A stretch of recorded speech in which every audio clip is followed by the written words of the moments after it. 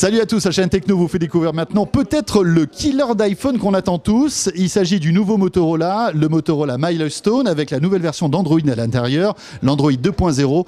Motorola qui revient de loin. Est-ce qu'ils vont réussir leur pari avec ce nouveau téléphone? On vérifie ça tout de suite sur la chaîne Techno.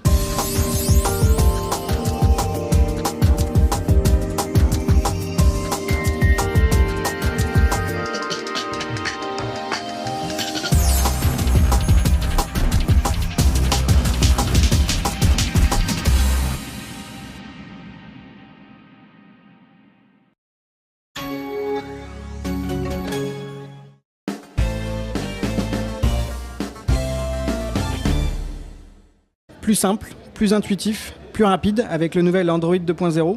Le consommateur se retrouve avec des milliers d'applications, des centaines de widgets et une facilité d'utilisation incomparable. Une innovation aussi avec le clavier physique du téléphone mobile, puisque dans 13,7 mm d'épaisseur, vous avez aussi un clavier physique pour tout ce qui est mail, messagerie, email. Donc voilà les deux grosses différences. L'ADN de Motorola, le design et la technologie, plus le partenariat avec Google, en font le smartphone de Noël. Et donc on peut écrire sur l'écran, c'est ça, avec son doigt? Tout à fait, vous pouvez commander les différentes applications. Je pense par exemple à lancer Internet. Hop. Je pense par exemple à lancer avec cette application le mode avion. Hop. Et ça, c'est complètement paramétrable?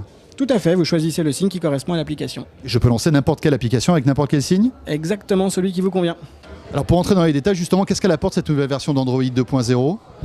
Basiquement, pour le consommateur, c'est plus rapide. Par exemple, l'Android Market est plus simple d'accès. On a une preview sur les applications qu'on achète. Le kit HTML est différent. Flash 10 est supporté. Enfin, c'est des détails très techniques particuliers, mais en tout cas, c'est encore plus consumer, encore plus simple, encore plus intuitif, cette nouvelle version d'Android.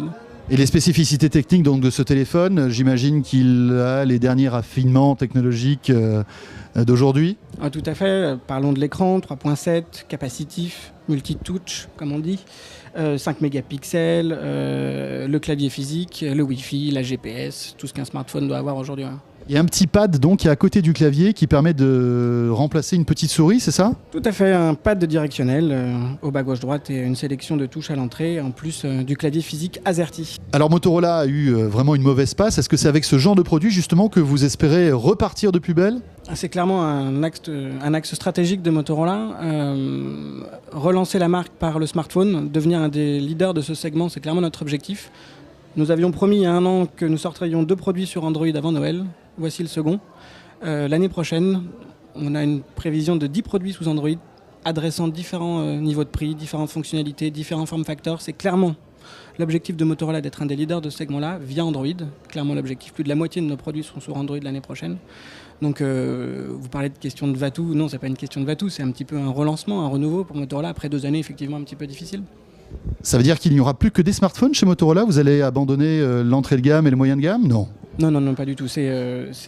Là, aujourd'hui, c'est un vrai retour de Motorola par le smartphone, le Dext, le Milestone aujourd'hui. Mais en 2010, on a toute une gamme de produits Android, d'autres produits qui ne seront pas Android sur d'autres plateformes et des produits allant de l'entrée de gamme au haut de gamme.